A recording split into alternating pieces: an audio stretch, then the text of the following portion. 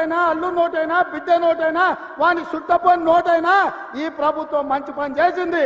ఈ పని మంచి చేసినందుకు మేము అభినందిస్తున్నామని ఒక్క రోజైనా మాట్లాడినరా?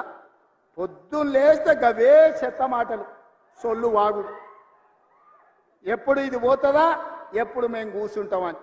ఒక ఆయన అంటాడు ఇది 3 నెలలు కూడా ఉండదని, ఇంకొక ఆయన అంటాడు 6 నెలలు కూడా ఉండదని.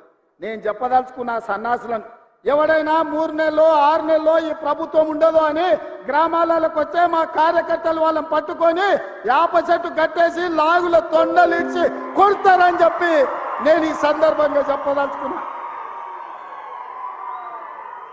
ఆ సన్నాసుడు అంటుండు ఎన్నికల కంటే ముందు రేవంత్ రెడ్డి పేరు చెప్తే 3 సీట్లు రాకపోతుండే అని. నేను ఇవాళ ఈ వేదిక మీద నుంచి ఆ సొల్లు వాగుడు వాగే కేటీఆర్ ని సవాలు విసురుతున్నా. బిడ్డ, ఇవాళ నేనే ముఖ్యమంత్రి, నేనే పిసిసి ప్రెసిడెంట్ను.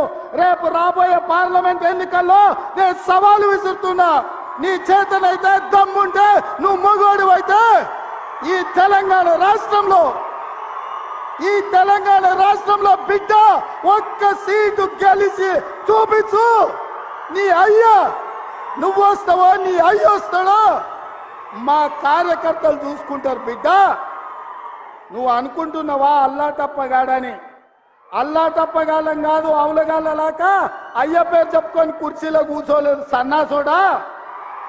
కింది నుంచి కార్యకర్తగా కష్టపడి జెండాలు మోసి లాఠీ దెబ్బలు తిని నీ అక్రమ కేసులు ఎదుర్కొని చెర్లపల్లి చెంచల్గూడ జైల్లో మగ్గినా భయపడకుండా లొంగిపోకుండా నిటారుగా నిలబడి నిన్ను, నీ అయ్యను, నీ బావను బొందబెట్టి ఇవాళ కుర్చీలో కూర్చున్నాం.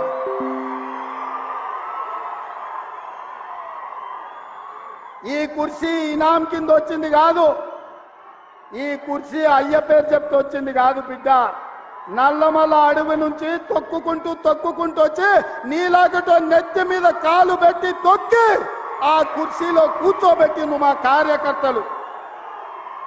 ఇవాళ కుర్చీ ఉందంటే అది మా కార్యకర్తల త్యాగం. ఇవాళ కుర్చీ ఉందంటే మా కార్యకర్తల పోరాటం. ఈ కార్యకర్తలు వీళ్ళు నాకు అండగా నిలబడ్డంత కాలం, నన్ను భుజాల మీద మోసినంత కాలం, నువ్వు కాదు, నిన్ను పుట్టించిన నీ అయ్య కాదు, వాళ్ళ దేవుడు వచ్చినా ఈ కుర్చీని తాకలేరని నేను ఇవాళ చెప్పదలుచుకున్నా. ఇవాళ ఆయన మాట్లాడుతుండు మేము సోషల్ మీడియా ఉంటే మేము గెలిచేటోళ్ళమని. అరే సన్నాసోడా, ఉన్న టీవీలన్నీ సుట్టపొల్లవే కదరా. మాకేమన్నా టీవీ ఉందా, మాకేమన్నా పేపర్ ఉందా? మా అయ్య చూపించుకోవడానికి ఏమన్నా టీవీ ఇచ్చిండా, రాసుకోవడానికి ఏమన్నా పేపర్ ఇచ్చిండా?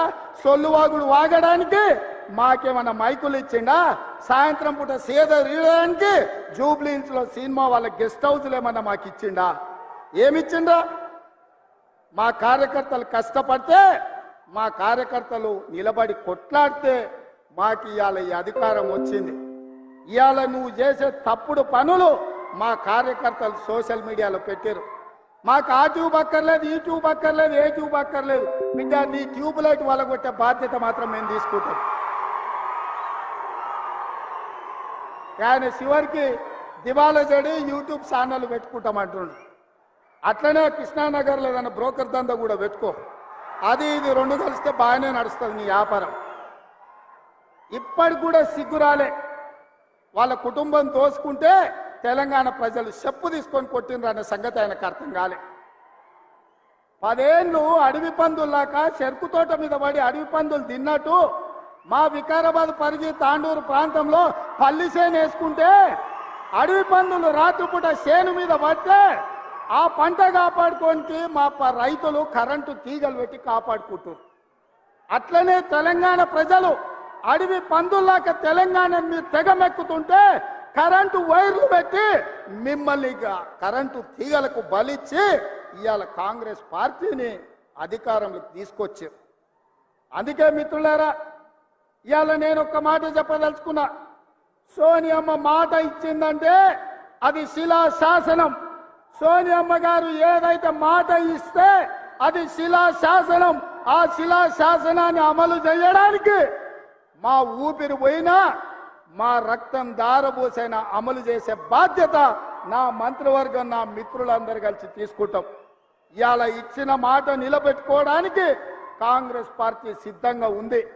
అందుకే 6 గ్యారంటీలలో డిసెంబర్ 9 నాడు ఆర్టీసీ బస్సు, రాజీవ్ ఆరోగ్యశ్రీ అమలు చేస్తే ఇవాళ మా పేదలకు ఆనాడు కట్టెల పొయ్యితో కన్నీళ్లతో క్యాన్సర్ వచ్చి చచ్చిపోతున్న ఆడబిడ్డలకు ఆ ఎల్ల యూపీఏ ప్రభుత్వంలో సోనియమ్మ దీపం పథకం ద్వారా గ్యాస్ పొయ్యి సిలిండర్ ఇచ్చి 400కే ఆ ఎల్ల సిలిండర్ ఇచ్చింది. కానీ నరేంద్ర మోడీ అధికారంలోకి వచ్చి కేసీఆర్ అధికారంలోకి వచ్చిన తర్వాత 400 రూపాయల సిలిండర్ 1200 రూపాయలు చేసి మా పేద ఆడబిడ్డలను దోసుకుంటుంటే సోనియమ్మ రంగారెడ్డి జిల్లాలో తుక్కుగూడలో మాట ఇచ్చింది. అధికారంలోకి వచ్చిన వెంబడే మా వాళ్ళకు ఆదేశాలు ఇస్తున్నా 500కే సిలిండర్ ఇస్తామని సోనియమ్మ మాట ఇచ్చింది. ఆ అమ్మ సోనియమ్మ ఇచ్చిన మాటను దృష్టిలో పెట్టుకొని ఇవాళ చేవెళ్లలో ఈ గొప్ప పథకాన్ని ఆమె బిడ్డ మన నాయకురాలు ప్రియాంక గాంధీ గారి చేత ప్రారంభించాలని ఈ ఏర్పాట్లు అన్నీ చేసుకున్నాం. మిమ్మల్ని అందరినీ ఆహ్వానించినాం. కానీ మహబూబ్ నగర్ జిల్లాలో శాసన మండలి ఎన్నికలుండి ఎన్నికల కోడ్ వచ్చి ఆ కార్యక్రమాన్ని చేవెళ్ళ ఈ వేదిక మీద చేసుకోలేక సచివాలయంలోనే ఈ రోజు 500 రూపాయలకు సిలిండర్ ఇచ్చే కార్యక్రమాన్ని ప్రారంభించి అదే విధంగా ప్రతి పేదవాడి ఇంట్లో వెలుగులు ఉండాలి, ఫ్యాన్ ఉండాలి, ఫ్రిడ్జ్ ఉండాలి, టీవీ ఉండాలి. ఆ టీవీలకు ఉచితంగా కరెంటు రావాలి అని ప్రతి పేదవాడికి 200 యూనిట్లు తెలంగాణ రాష్ట్రంలో ఉన్న ప్రతి కుటుంబానికి ఉచిత కరెంటు ఇవ్వాలి అని ఇయాలనే ప్రారంభించినాం. ఇవాళ మిత్రులారా వివిధ నియోజకవర్గాల నుంచి మా ఆడబిడ్డలు వచ్చిండ్రు. ఇక్కడ ప్రభుత్వం ఏం చెప్పుద్దో మా అన్న రేవంత్ అన్న ఏం చెప్పదలుచుకున్నాడో ఇని గ్రామాలకు వెళ్ళి ఇంటింటికి పోయి ప్రతి ఆడబిడ్డకు చెప్పాలని వివిధ ప్రాంతాల నుంచి మా ఆడబిడ్డలు, మా చెల్లెళ్ళు, మా అక్కలు వచ్చారు. అక్క మీరు ఒక్కటే మాట చెప్పండి, మీ సోదరుడిగా మీ కష్టాలు తీర్చే బాధ్యత నాది. మా లక్ష్మి గ్రూపులను బలోపేతం చేసి మీరు లక్షాధికారులు కాదు, మిమ్మల్ని కోటీశ్వరులను చేసే బాధ్యత ఇందిరమ్మ రాజ్యం తీసుకుంటుంది. కాంగ్రెస్ పార్టీ ఆ బాధ్యతను తీసుకుంటుందని నేను తెలియజేస్తున్నా. అందుకే ఇవాళ ప్రతి పేద కుటుంబానికి 500 రూపాయలకే సిలిండర్ ఇచ్చే గొప్ప కార్యక్రమాన్ని తీసుకున్నాం. ప్రతి ఆడబిడ్డకు కట్టెల పొయ్యి నుంచి విముక్తి కలిగిస్తాం. ఏ ఆడబిడ్డ కంట్లో కన్నీళ్లు రావద్దు. ఆ కుటుంబం సంతోషంతో పండుగ చేసుకోవాలి అంటే 500 రూపాయలకే సిలిండర్ ఇవ్వాలి అని మన ప్రభుత్వం ఇయాలటి నుంచే ప్రారంభించింది. ఇవాళ 40 లక్షల మంది అర్హులైనరు. ఇంకా ఎవరికైనా రాకపోతే ఎంఆర్ఓ దగ్గరకో ఎంపీడీఓ దగ్గరకో వెళ్ళి మీ గ్యాస్ కనెక్షన్, మీ రేషన్ కార్డు లేకపోతే మీ ఆధార్ కార్డు చూపించండి. మీకు అందరికి ఇచ్చే బాధ్యత ఈ ప్రభుత్వానిది, ఇందిరమ్మ ప్రభుత్వాన్ని నేను తెలియజేస్తున్నా. ఎవరైనా మీకు రాలేదంటే ఆందోళన చెందకండి, అక్కడనే కూర్చొని అధికారులను అడగండి మాకెందుకు రాలేదు, మా రేషన్ కార్డు, మా గ్యాస్ కనెక్షన్, మా ఆధార్ కార్డు ఇది మా రేవంత్ అన్న చేవెళ్లలో చెప్పిండు, మాకు వస్తుంది ఇవ్వండి అని మీరు అడగండి. మీకు ఇప్పించే బాధ్యత పెద్దలు ఉత్తమ్ కుమార్ రెడ్డి గారు తీసుకుంటారు. ఆ నగదు బదిలీ చేసే బాధ్యత పెద్దలు బట్టి విక్రమార్క గారు తీసుకుంటారు. బట్టి విక్రమార్క గారు రోజు పొద్దున సాయంత్రం కూడుతా ఉన్నాడు, కూడికలు కూడుతా ఉండు, ఏమన్నా తక్కువైతుందా ఎక్కువైతుందా అని. నేను అన్న ఇది పేదోళ్ళది కదా, జర లెక్కలు తక్కువ చేయ, పైసలు వంచవే అని. అన్న కూడా అవును ఇది నిజమే, పేదోళ్ళకి ఇవ్వాల్సిందే, కొంచెం అక్కడిక్కడైతే ఏదన్నా చూద్దాం కానీ ముందైతే వీళ్ళకి ఇద్దామని ఇవాళ 200 యూనిట్లు ఉచిత విద్యుత్కు, అదేవిధంగా 500 రూపాయలకు సిలిండర్కు సంతకం పెట్టిండు, నగదు ఇవ్వడానికి ఒప్పుకున్నాడు. మరి మీరందరూ మా బట్టన్నకు ఉత్తమన పెద్ద ఎత్తున సపోర్ట్ కొట్టురు. మా ప్రెస్ వాళ్ళు కొడతలేరు, ఏమయ్యా సిలిండర్ వద్దా మీకు, మీ ఇంట్లో కరెంటు తీసుకోరా. నాకు తెలిసి చాలా మంది మా తెలంగాణ బిడ్డలు పేదోళ్ళే, తెల్ల రేషన్ కార్డు వాళ్ళే ఇక్కడ ఉన్న పాత్రికేయ మిత్రులు. మీకు కూడా ఇస్తామయ్యా, మీరు కూడా ఈ సంతోషంలో పాల్గొనండి. తెలంగాణ ఉద్యమంలో ఎట్లా పాల్గొన్నారో గిల్ల కూడా పాల్గొను, ఇది మంచి పని. ఇది రాజకీయం కాదు, ఇది పేదలకు సంక్షేమం. అందులో మీరు కూడా సహకరించాలి, మీరు కూడా అందులో భాగస్వాములే. కాబట్టి ప్రెస్ వాళ్ళ కోసం కూడా సార్ చప్పట్లు కొట్టురాయాలి, కొడతలేరు. అదేవిధంగా మిత్రులారా, ఇక మీరు అనుకుంటుండొచ్చు మా కార్యకర్తలు గా పక్క నుండి గాడ కూడా వచ్చేటప్పుడు ఇద్దరు అడిగారు, సార్ మరి నువ్వు ముఖ్యమంత్రి అయితే మరి మా సంగతి ఏందని. నేను ఒక మాట చెప్పదలుచుకున్నా. మీ కష్టంతో మీ శ్రమతో మేము ఇక్కడికి వచ్చినాం. ఈ వేదిక మీద ఉన్న ఎవ్వరం మేము సొంతంగా నాయకులం అయినోళ్ళు కాదు, మీరు కష్టం చేస్తేనే మేము అయినోళ్ళం. మరి మన కండ్ల ముందల ఇప్పుడే పార్లమెంట్ ఎలక్షన్ ఉంది. పార్లమెంట్ ఎన్నికల్లో మీరు కష్టపడితేనే ఢిల్లీకి 14 మందిని దోలుతాం మనం. ఇవాళ ఇప్పుడే పేడముద్దు బోడిలింగానికి సవాల్ ఇస్తుంది, ఒక్క సీట్ కూడా నీకు రాని అని. మరి ఇది నా ఒక్కంతో అవుతుందా? మీ అందరు సహకరిస్తేనే కదా, మీరందరు తోడుంటేనే కదా. మరి మీరందరు కష్టపడితే, మీరందరూ తోడుంటే, రేపటి ఎన్నికల్లో మీరు కట్టెపట్టుకొని తిరిగితే 14 ఎంపీలను గెలిపించే బాధ్యత సోనియమ్మకు మేము మాటిస్తాం. మనమందరం కష్టపడదాం. కానీ అంతటితో మన బాధ్యత తీరలే. వాస్తవంగా నా బాధ్యత ఎంపీలను గెలిపించడంతో తీరలే, మా మంత్రుల బాధ్యత ఎంపీ ఎన్నికలతో తీరలే. అసలైన బాధ్యత క్రమశిక్షణ కలిగిన కార్యకర్తలను సర్పంచులుగా, ఎంపీటీసీలుగా, జడ్పీటీసీలుగా, జిల్లా పరిషత్ చైర్మన్లుగా, మండల పరిషత్ అధ్యక్షులుగా మిమ్మల్ని గెలిపించినప్పుడు వార్డు మెంబర్లుగా ప్రతి హోదాలో కార్యకర్తలను గెలిపించినప్పుడే నిజమైన కాంగ్రెస్ పార్టీ నాయకులం అనిపించుకుంటాం. రాబోయే ఎన్నికల్లో మీకోసం, మిమ్మల్ని గెలిపించడం కోసం ఈ ప్రభుత్వం, మా నాయకత్వం పనిచేస్తుందని చెప్పి నేను ప్రతి కార్యకర్తకు నేను మాట ఇయ్యదలుచుకున్నా. ఎవరైతే కష్టపడ్డారో, ఎవరైతే నష్టపోయినరో, ఎవరైతే పార్టీ జెండాను మోసిండ్రో ఆ కార్యకర్తల్ని వాళ్ళ అర్హతను, వాళ్ళ అవకాశాన్ని బట్టి వార్డు మెంబర్లుగా, సర్పంచులుగా, ఎంపీటీసీలుగా, ఎంపీపీలుగా, జిల్లా పరిషత్ చైర్మన్లుగా గెలిపించే బాధ్యత నాది, మా అందరిది అని చెప్పి నేను ఈ సందర్భంగా చెప్పదలుచుకున్న మిత్రులారా.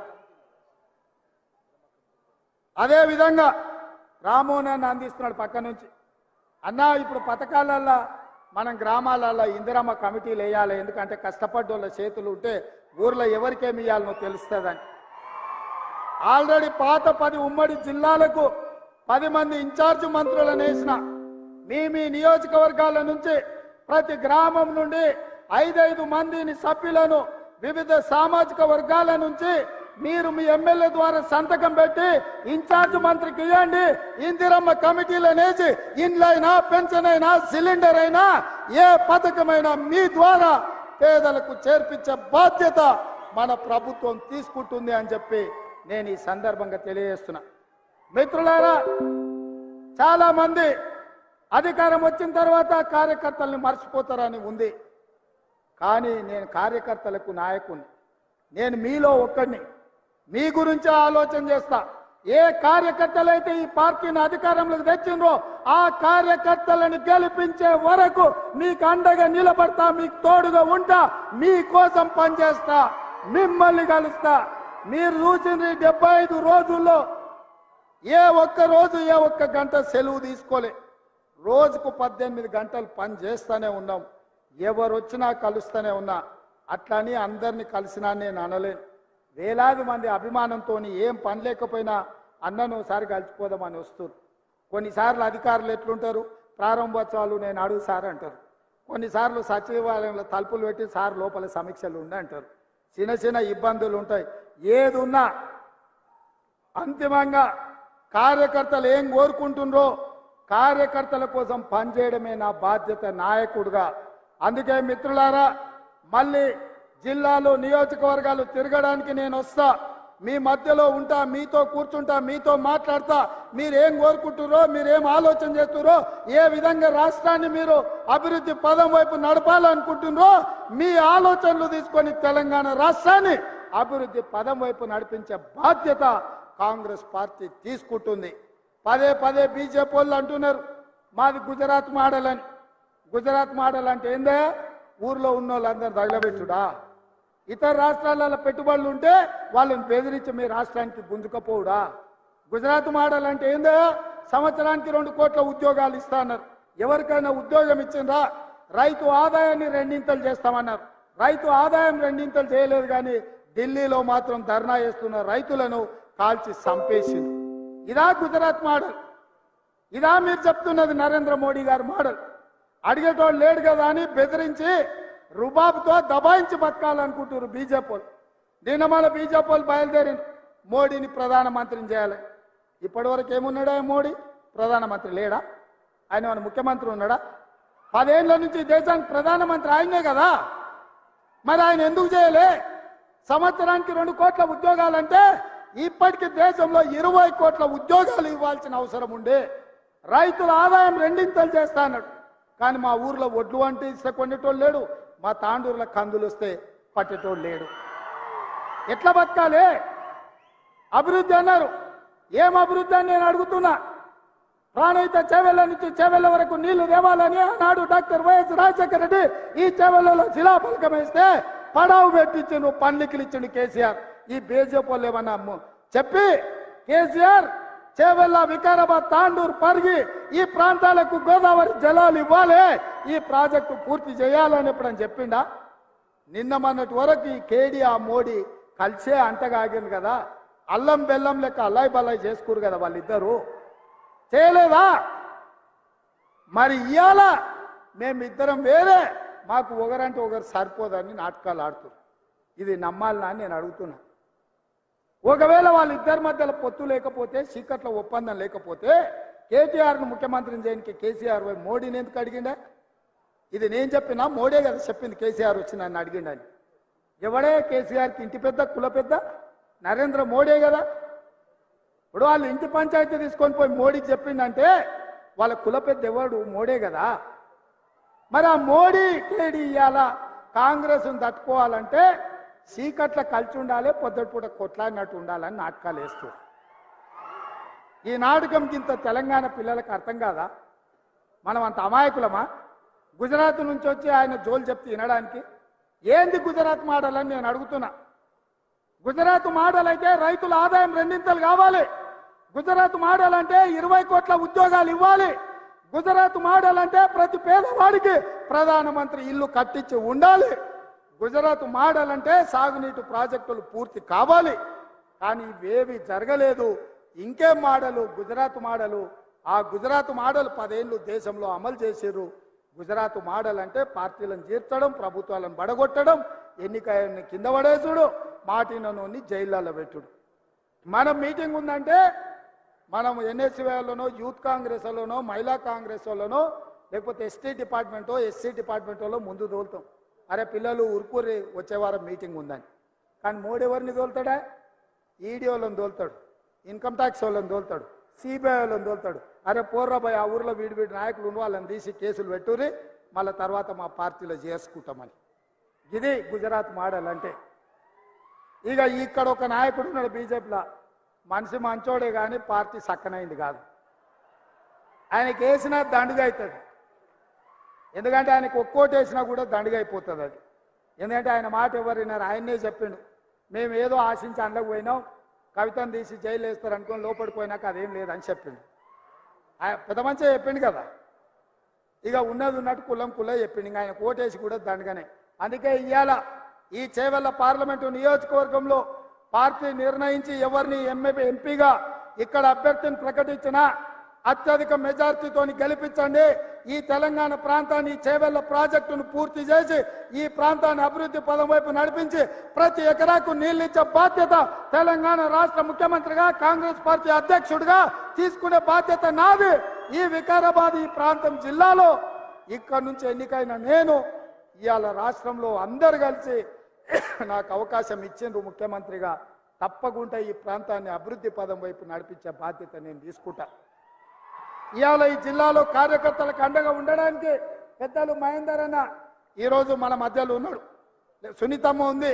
మహేందర్ అన్న కంటే సునీతమ్మ కార్యకర్తలు ఎట్లా అండగా నిలబడుతుందో 3 సార్లు జిల్లా పరిషత్ చైర్పర్సన్గా ఎన్నికైందంటే మీ అభిమానంతో ఇవాళ నాయకురాలుగా మీ ముందు నిలబడ్డది. భవిష్యత్తులో రామ్మోహన్ రెడ్డితో పాటు, అదేవిధంగా పార్టీలో ప్రసాద్ గారితో పాటు, మనోహర్ రెడ్డితో పాటు మీకు మహేందర్ రెడ్డి గారు, సునీతమ్మ కూడా మీకు అండగా ఉంటారు. మాది బాధ్యత మిమ్మల్ని కాపాడుకునేది. రాబోయే స్థానిక సంస్థల ఎన్నికల్లో మిమ్మల్ని గెలిపించే కానీ ఈ పార్టీ అప్పటికి గెలిచినట్టుగా భావించదు. మీరు గెలిచినప్పుడే నిజమైన గెలుపు. అందుకే గ్రామాలల్లో కార్యకర్తలు ఎవరు కూడా ధైర్యం కోల్పోవద్దు. ప్రతి ఇంటికి వెళ్ళండి, ప్రతి తలుపు తట్టండి, ప్రతి గుండెకు చేరండి. మన అభయహస్తం 6 గ్యారెంటీలను వివరించండి. ఎవరికి రాకున్నా అడిగి వాళ్ళ పేర్లు రాసుకొని వచ్చి వాళ్ళకి ఆ పథకాలు ఇప్పించండి. సిలిండర్ అయినా, ఉచిత కరెంట్ అయినా, ఆరోగ్యశ్రీ పథకమైనా, ఆర్టీసీ బస్సు అయినా ఇంటింటికి పోండి, వాళ్ళని అడగండి. రానోళ్ళు ఉంటే రాసుకొని రాండి, వాళ్ళకి ఇప్పించండి. వాళ్ళే మనల్ని కష్టపడి గెలిపిస్తారని చెప్పి మీకు అందరికీ తెలియజేస్తున్నా. ఈ కార్యక్రమాలు చేపట్టడానికి, ఈ అభివృద్ధి పథకాలను ఇంటింటికి తీసుకెళ్లడానికి మీరంతా సిద్ధమేనా అని నేను అడుగుతున్నా మిత్రులారా. సిద్ధమేనా? సిద్ధమేనా? సిద్ధమేనా? సిద్ధమేనా? టీఆర్ఎస్ను బండకేసి కొడతామన్న దానికి సిద్ధమేనా? ఒక్క సీటు కూడా ఈ తెలంగాణలో జెండా ఎగరనీయొద్దన్న మాటకు మీరందరు సిద్ధమేనా? సిద్ధమేనా? సిద్ధమన్నోళ్ళందరూ సై పైకెత్తండి.